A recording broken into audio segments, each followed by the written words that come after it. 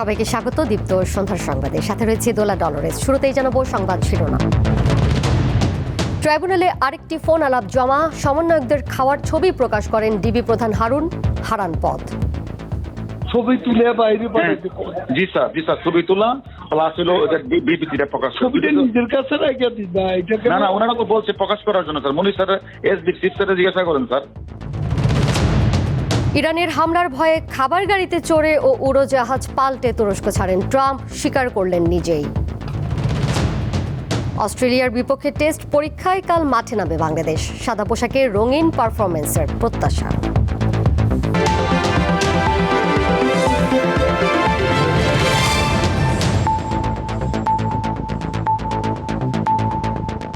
জুলাই গণ অভ্যুত্থানের সময় 6 সমন্বয়কের খাওয়ার ভিডিও ছড়িয়ে দিয়ে শেখ হাসিনা রোশনালে পড়েন তৎকালীন ডিবি প্রধান হারুন। অথচ ভিডিও ছড়িয়ে দেওয়ার নির্দেশনা দেন খোদ সে সময়কার স্বরাষ্ট্রমন্ত্রী। যা নিয়ে ওবায়দুল কাদেরের কাছে নালিশ করেন হারুন। এমন একটি ফোন আলাপ ট্রাইব্যুনালে জমা দিয়েছে প্রসিকিউশন।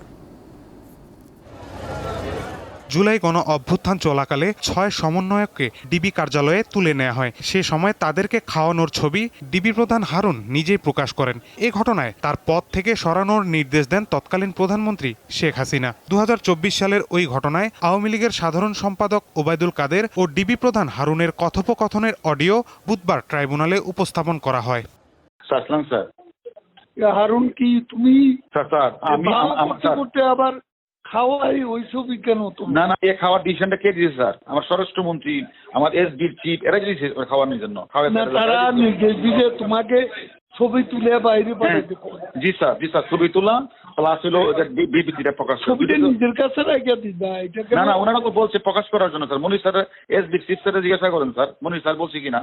মামলার ওবায়দুল কাদের সহ 7 আসামি পলাতক রয়েছেন। তাদের সর্বোচ্চ শাস্তি চেয়ে যুক্তিতর্ক উপস্থাপন শেষ করেন চিফ প্রসিকিউটর। তিনি বলেন, ওবায়দুল কাদেরের বক্তব্য কোনো রাজনৈতিক বক্তব্য ছিল না, এগুলো ছিল হাস্যকর, যা তার দলকে বিপর্যস্ত করেছে। তার দায়িত্বজ্ঞানহীন কর্মকাণ্ডের কারণে বহু মানুষের প্রাণহানি হয়েছে।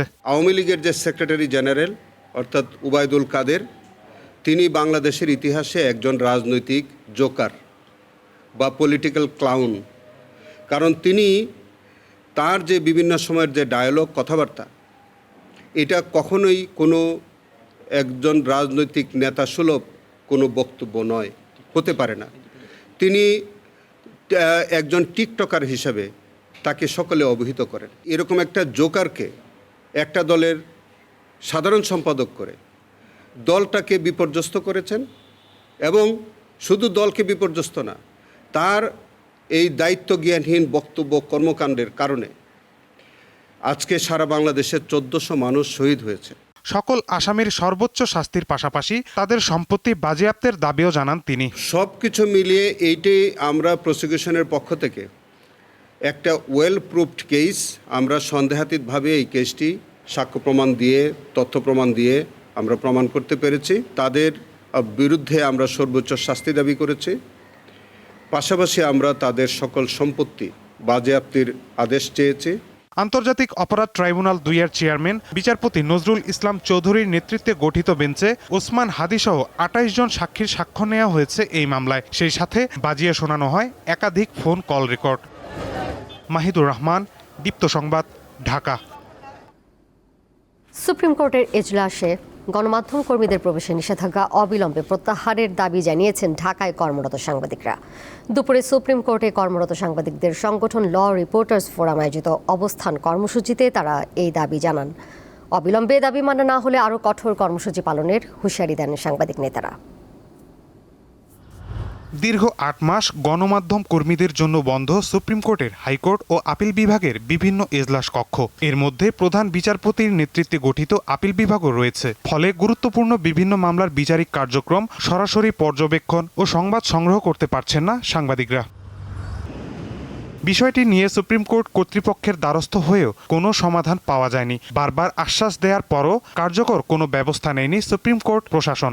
এমন প্রেক্ষাপটে সোমবার এজলাসে প্রবেশাধিকার পুনর্বহালের দাবিতে অবস্থান কর্মসূচি পালন করেছে ঢাকায় কর্মরত সাংবাদিকরা। সুপ্রিম কোর্টে কর্মরত সাংবাদিকদের সংগঠন ল রিপোর্টার্স ফোরাম আয়োজিত কর্মসূচিতে ঢাকা রিপোর্টার্স ইউনিটি, ঢাকা সাংবাদিক ইউনিয়ন, সম্পাদক পরিষদ সহ বিভিন্ন সংগঠনের নেতারা অংশ নেন। যেখানে তথ্য প্রবাহের বাধা দেয়া হয়, যেখানে তথ্য সংগ্রহে বাধা দেয়া হয়, সেখানে সন্দেহের ডালপালা গজায়। এইগুলা নিয়ে সাধারণ মানুষের মনে প্রশ্ন উদ্বেগ হয়। একজন প্রধান বিচারপতি যখন আদালতকে বিচ্ছিন্ন করে রাখে জনগণের কাছ থেকে, স্বাভাবিকভাবেই তখন সন্দেহের উদ্বেগ হয় কি তার আসলে মতিগতি। মানুষকে জানতে দিতে হবে। আপনার যদি এজলাসে জায়গা কম থাকে, আপনাকে জায়গা বাড়াতে হবে। বক্তারা বলেন, গণমাধ্যম কর্মীদের আদালতে প্রবেশ সাংবিধানিক অধিকার। এছাড়া সাংবাদিকদের আদালতে প্রবেশের নিষেধাজ্ঞা ন্যায় বিচারের পরিপন্থী বলেও জানান তারা। এইভাবে দরজা বন্ধ করে দিয়ে বিচার করাটা সঠিক হচ্ছে না। আমি অনুরোধ করব, আহ্বান জানাবো, অবিলম্বে এই যেটা বিচারিক কোনো আদেশ না, এটা কোনো প্রশাসনিক আদেশও না, একটি মৌখিক বেআইনি আদেশ, সেটা অবিলম্বে প্রত্যাহার করার জন্য। এটা পরিষ্কারভাবে বাংলাদেশ রাষ্ট্রের সংবিধান বিরোধী। এই সংবিধান বিরোধী অবস্থান থেকে তারা ফিরে আসবেন। যদি তাদের যদি কোনো প্রায়োগিক সমস্যা থাকে, সেটা সমাধানের কী পদ্ধতি আছে, সেইটা নেতৃবৃন্দের সংশ্লিষ্ট নেতৃবৃন্দের সঙ্গে আলোচনার মাধ্যমে আমার মনে হয় সেই সমস্যার সমাধান করা সম্ভব। অবিলম্বে এজলাস কক্ষে সাংবাদিকদের প্রবেশের অনুমতি দেয়া না হলে আরও কঠোর কর্মসূচি পালনের হুঁশিয়ারি দেন সাংবাদিক নেতারা। কি কারণে আমরা এখানে দাঁড়িয়েছি? মাহিতুর রহমান, দীপ্ত সংবাদ, ঢাকা। জনগণ বিএনপি সরকারকে 5 বছরের জন্য দায়িত্ব দিলেও সরকার 4 বছরের মধ্যেই তাদের সব নির্বাচনী প্রতিশ্রুতি পূরণ করবে, এমন মন্তব্য করেছেন সমাজ কল্যাণমন্ত্রী AZM জাহিদ হোসেন। আর অর্থমন্ত্রী বলেন, বিএনপির নির্বাচনী ইশতেহার শতভাগ বাস্তবায়ন করা গেলে তা টেকসই উন্নয়ন বা SDGর নির্ধারিত লক্ষ্যমাত্রাকেও ছাড়িয়ে যাবে। রাজধানীতে এক সেমিনারে তারা এসব কথা বলেন। অনুষ্ঠানে প্রধানমন্ত্রীর উপদেষ্টা ও প্রধানমন্ত্রীর কার্যালয়ের মুখপাত্র মাহদি আমিন বলেন, 17 বছরের জঞ্জাল মাত্র 6 মাসে দূর করা সম্ভব নয়। এরপরও ফ্যাসিবাদ সরকারের ভেঙে পড়া রাষ্ট্র ব্যবস্থা গড়ে তুলতে নারী ও তারুণ্যের আকাঙ্ক্ষা ধারণ করে কাজ করছে সরকার। অনুষ্ঠানের সঞ্চালক SDG বাস্তবায়নে নাগরিক প্ল্যাটফর্মের আহ্বায়ক দেবপ্রিয় ভট্টাচার্য বলেন, আওয়ামী লীগ সরকারের সময় 7% প্রবৃদ্ধি হওয়ার কথা দাবি করা হলেও প্রকৃতপক্ষে তা ছিল 4% ঘরে।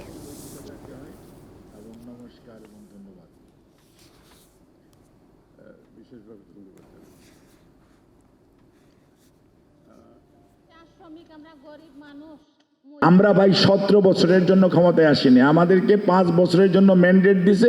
We want to finish it by 4 years, so that 1 বছর মানুষ আমাদেরকে অ্যাসেস করবে, দেন 5th ইয়ার আমরা মানুষের কাছে যাব।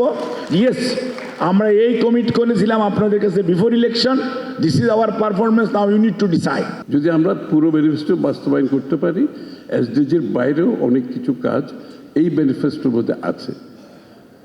সো এখন প্রশ্ন হচ্ছে, আমরা সবাই মিলে এই কাজটা করতে হবে। All stakeholders must come together. রাজধানীর পল্লবীতে মাদকদ্রব্য বিক্রয়ের লেনদেনকে কেন্দ্র করে বিএনপি কর্মীকে গুলি করার ঘটনায় মূল অভিযুক্ত মাদক কারবারি ল্যাংড়া রুবেল সহ তার 5 সহযোগীকে গ্রেপ্তার করেছে ঢাকা মেট্রোপলিটন গোয়েন্দা পুলিশ। দুপুরে ডিএমপি মিডিয়া সেন্টারে আয়োজিত সংবাদ সম্মেলনে অতিরিক্ত পুলিশ কমিশনার শফিকুল ইসলাম এই তথ্য জানান।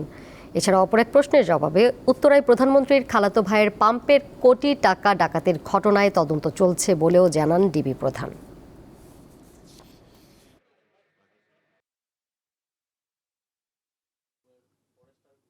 আলমগীর একজন চিহ্নিত মাদক ব্যবসায়ী, তার নামেও ঢাকা শহরে অনেকগুলো মামলা আছে। তো 15 লক্ষ টাকার এই মাদক সংক্রান্ত ক্রয় বিক্রয়ের একটা হিসাব নিয়ে তাদের ভিতর দ্বন্দ্ব ছিল।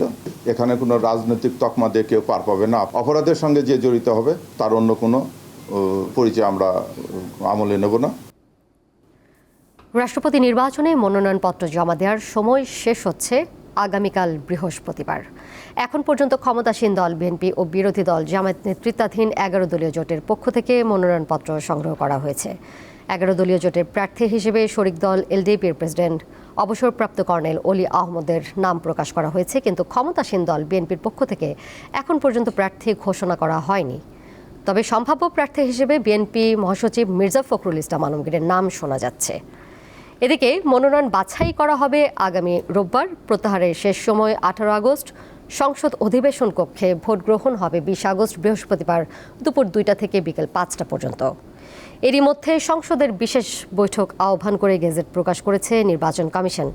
এবারের সংসদে বিএনপির 247 জন সদস্য থাকায় ক্ষমতাসীন দলের প্রার্থীর রাষ্ট্রপতি হওয়া প্রায় নিশ্চিত। তবুও বিরোধী দল প্রার্থী দেয়ায় এই পদে প্রতিদ্বন্দ্বিতা হবে। রাষ্ট্রপতি নির্বাচনের ভোট হবে প্রকাশ্যে। ভোটাররা ব্যালটে নাম লিখে ভোট দেবেন। নির্বাচন প্রক্রিয়া সরাসরি সম্প্রচারের সুযোগ থাকবে গণমাধ্যমের।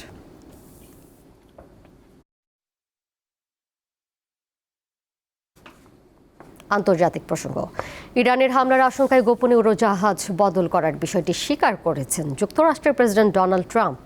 মঙ্গলবার সাংবাদিকদের সামনে ট্রাম্প নিজেই এই স্বীকারোক্তি দেন। তিনি জানান, তুরস্কে ন্যাটো সম্মেলন শেষে ইরানের সম্ভাব্য হামলার আশঙ্কায় সাংবাদিক ও হোয়াইট হাউসের কয়েকজন কর্মীকে এয়ারফোর্স ওয়ানে রাখা হয়।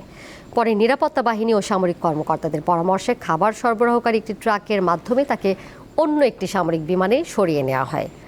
তবে ট্রাম্প দাবি করেন, তিনি যে সামরিক বিমানে উঠেছিলেন সেটি আরও বেশি ঝুঁকির মধ্যে ছিল।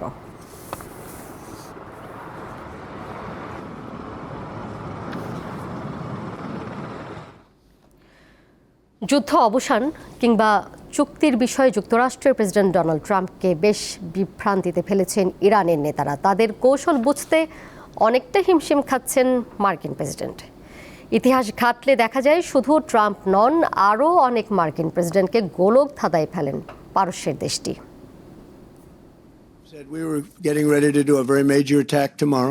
ইরানের ওপর চরম ক্ষুব্ধ ট্রাম্প, কারণ ইরান নাকি তার সাথে অবিশ্বাস্য রকমের প্রতারণা করেছে। এমনকি সাংবাদিকদের তিনি এও বলেছেন যে ইরান তাকে বারবার রাগিয়ে দিচ্ছে। ট্রাম্পের এই রাগই প্রমাণ করে তেহরানের নেতাদের বুঝতে কতটা হিমশিম খাচ্ছেন তিনি। প্রতিপক্ষকে চিনতে এবং তাদের দুর্বলতার সুযোগ নিতে নিজেকে ওস্তাদ মনে করেন ট্রাম্প, কিন্তু এক্ষেত্রে ইরানের নেতারাই তাকেই ঘোল খাইয়ে ছেড়েছে। ট্রাম্প বলছে একটা, তো ইরান বলছে উল্টোটা। ট্রাম্প হরমুজ প্রণালী পুনরায় চালু করতে চাইলেও ইরান তা নাকচ করে প্রণালীতে ফি আদায়ের দাবিতে অনড়। অর্থাৎ ট্রাম্পকে নিয়ে রীতিমতো খেলছে তেহরানের প্রশাসন। তবে ট্রাম্পই প্রথম মার্কিন প্রেসিডেন্ট নয় যাকে এমন গোলক ধাঁধায় ফেলেছে ইরান। 1979 সালে ইসলামী বিপ্লবের পর থেকে প্রায় প্রতিটি মার্কিন প্রেসিডেন্ট ইরানের জটিল ক্ষমতার কাঠামো এবং রাজনৈতিক নেতৃত্বের মানসিকতা বোঝার চেষ্টা করেছেন, কিন্তু তাদের বেশিরভাগই ব্যর্থ হয়েছেন, নয়তো বড় ধরনের রাজনৈতিক ধাক্কাও খেয়েছেন। কেউ কেউ আবার মারাত্মকভাবে ক্ষতিগ্রস্ত হয়েছেন। 1980 সালে তৎকালীন মার্কিন প্রেসিডেন্ট জিমি কার্টার তেহরানের মার্কিন দূতাবাস থেকে 52 জন জিম্মিকে মুক্ত করতে এক গোপন আলোচনার অনুমোদন দেন। কার্টার ভেবেছিলেন কিছু শর্তের বিনিময়ে তিনি চুক্তি করতে যাচ্ছেন, কিন্তু ইরানের তৎকালীন সর্বোচ্চ নেতা আয়াতুল্লাহ খোমেনি তা নাকচ করে দেন। এছাড়া 1985 সালে তৎকালীন প্রেসিডেন্ট রোনাল্ড রিগান লেবাননে জিম্মি মুক্তির বিনিময়ে ইরানের কাছে গোপনে অস্ত্র বিক্রির অনুমোদন দেন। গোপন লেনদেনের বিষয়টি প্রকাশ পাওয়ার পর এটি ইরান কন্ট্রা কেলেঙ্কারি নামে পরিচিত হয় এবং রিগানের প্রেসিডেন্সিকে সংকটে ফেলে। এমনকি 1997 সালে তেহরানের সংস্কারপন্থী মোহাম্মদ খাতামি প্রেসিডেন্ট নির্বাচিত হওয়ার পর বিল ক্লিন্টন ও পররাষ্ট্রমন্ত্রী মেডেলিন অলব্রাইট দুই দেশের সম্পর্ক জোড়া দেওয়ার চেষ্টা করলেও ইরানের কট্টরপন্থীদের বিরোধিতায় তা ব্যর্থ হয়। একমাত্র ব্যতিক্রম সাবেক প্রেসিডেন্ট বারাক ওবামা। শুধুমাত্র তিনি 2015 সালে ইরানের অর্থনৈতিক নিষেধাজ্ঞা শিথিলের বিনিময়ে দেশটির পারমাণবিক কর্মসূচি সীমিত করার চুক্তি করেন, কিন্তু 2018 সালে ট্রাম্প সেই চুক্তি বাতিল করে আরও কঠোর নিষেধাজ্ঞা আরোপ করেন। জবাবে তেহরানও তাদের পারমাণবিক কর্মসূচি আরও জোরদার করে। বিশ্লেষকরা বলছেন, ট্রাম্প ক্ষমতায় আসার পর থেকেই ইরান প্রতিনিয়ত ওয়াশিংটনকে কূটনীতিতে টেক্কা দিয়ে যাচ্ছে এবং যুদ্ধ শেষ করার জন্য ট্রাম্পের যে অধৈর্য মনোভাব তাকে হাতিয়ার বানাচ্ছে দেশটি। ইশরাত সুমা, দীপ্ত বার্তা কক্ষ। জানিয়ে দিব খেলার খবর। স্বাগতিক অস্ট্রেলিয়ার বিপক্ষে কাল সিরিজের প্রথম টেস্ট খেলতে নামবে বাংলাদেশ। খেলা শুরু বৃহস্পতিবার সকাল 6:30টায়। লাল বলের ক্রিকেটে অজিদের বিপক্ষে ভালো কিছুর প্রত্যাশা লাল সবুজের প্রতিনিধিদের। ঘরে বাইরে পাকিস্তানের বিপক্ষে সিরিজ জয়, ওয়েস্ট ইন্ডিজকে তাদের মাটিতে সিরিজ হারানোর স্মৃতি তো তরতাজাই। 2022 সালে মাউন্ট মঙ্গানুয়েতে ভিন্ন কন্ডিশনও আছে জয়, কিন্তু বাকি দুই সংস্করণের মতো টেস্টে বাংলাদেশের সবচেয়ে বড় সংকট ধারাবাহিকতায়। পাকিস্তানের বিপক্ষে দুর্দান্ত খেলে সিরিজ জেতার পরের মাসেই জিম্বাবুয়ের কাছে হারে ইনিংস ব্যবধানে। সেই পরাজয়ের স্মৃতিকে সঙ্গী করে মুখোমুখি হতে যাচ্ছে অস্ট্রেলিয়ার। দলের সমস্যাগুলো যেখানে আরও প্রকট হয়ে ওঠার শঙ্কা তো আছেই। ওপেনিংয়ে দীর্ঘদিনের সমস্যা। ক্রিকেট অস্ট্রেলিয়া একাদশের বিপক্ষে প্রস্তুতি ম্যাচে 3 ওপেনারের কেউই ভালো করতে পারেননি। শুধু ওপেনারদের আলাদা করে বিশ্লেষণ করা ভুল হবে। ইনিংস ব্যবধানে হারের ম্যাচে শতক করা মেহেদী হাসান মিরাজ ছাড়া আর কেউই অর্ধশতক পেরোতে পারেননি। লিটন না থাকলে লোয়ার অর্ডারে কে হাল ধরবে তাও অজানা। প্রস্তুতি ম্যাচে বোলিং বিভাগ নিয়েও ধোঁয়াশা আছে। তাসকিন আহমেদ ও হাসান মাহমুদের সাথে একাদশে তৃতীয় পেসার কে হচ্ছেন তা স্পষ্ট নয়। খালেদ আহমেদ, ইবাদত হোসেন ও মুশফিক হাসানের কেউই দাবিটা জোরালো করে তুলতে পারেননি। এইসব আফসোস তো আছেই, বাংলাদেশের জন্য চ্যালেঞ্জ অনভিজ্ঞতাও। 100-র বেশি টেস্ট আর 20 বছরের লম্বা ক্যারিয়ারে মুশফিকুর রহিমের সাদা পোশাকে অভিষেক হচ্ছে অস্ট্রেলিয়ার মাটিতে। দলের বাকি সদস্যের কথা আর কি বা ব্যাখ্যা করার আছে? ওয়ানডে টি20 সংস্করণের চেয়ে টেস্ট ম্যাচের উইকেট গুরুত্বপূর্ণ হয়ে ওঠে বেশি। 5 দিনের খেলায় কেমন আচরণ করবে 22 গজ, তার উপর অনেকখানি নির্ভর করবে ম্যাচের ফল। অস্ট্রেলিয়া বাংলাদেশ প্রথম টেস্টের আগেও আলোচনায় আছে ডারউইনের উইকেট। মারারা স্টেডিয়াম নামের এই মাঠে এখন পর্যন্ত টেস্ট ম্যাচ হয়েছে মাত্র 2টি। 2003 সালে যার সবশেষ ম্যাচে অজিদের বিপক্ষে মাঠে নেমেছিল বাংলাদেশ। প্রায় 23 বছর বিরতি শেষে আবারও যখন এখানে টেস্ট হচ্ছে, প্রতিপক্ষের খেলোয়াড়দের চেয়েও প্রশ্ন ওঠে কেমন হবে উইকেট। মোহাম্মদ হাসিব, দীপ্ত স্পোর্টস। শেষ করব দীপ্ত সন্ধ্যার সংবাদ। যাবার আগে শিরোনামগুলো জানিয়ে দিব আরও একবার। ট্রাইব্যুনালে আরেকটি ফোন আলাপ জমা। সমন্বয়কদের খাওয়ার ছবি প্রকাশ করেন ডিবি হারুন, হারান পদ। ছবি তুলে বাইরে পাঠাতে জি স্যার ছবি তোলা প্লাস হলো বিবৃতিটা প্রকাশ। ছবিটা নিজের কাছে রেখে দিন না, এটাকে না ওনারা তো বলছে প্রকাশ করার জন্য স্যার। মনির স্যার এসবি চিফ স্যার জিজ্ঞাসা করেন স্যার। অস্ট্রেলিয়ার বিপক্ষে টেস্ট পরীক্ষায় কাল মাঠে নামবে বাংলাদেশ। সাদা পোশাকে রঙিন পারফরমেন্সের প্রত্যাশা। এই ছিল এখনকার মতো। পরের সংবাদ দেখবেন রাত 11টায়। এছাড়াও আরও তথ্য এবং বিনোদনের নানা খবর জানতে যুক্ত থাকুন দীপ্ত ডিজিটাল প্ল্যাটফর্মে। সবাইকে ধন্যবাদ এতক্ষণ সাথে থাকার জন্য।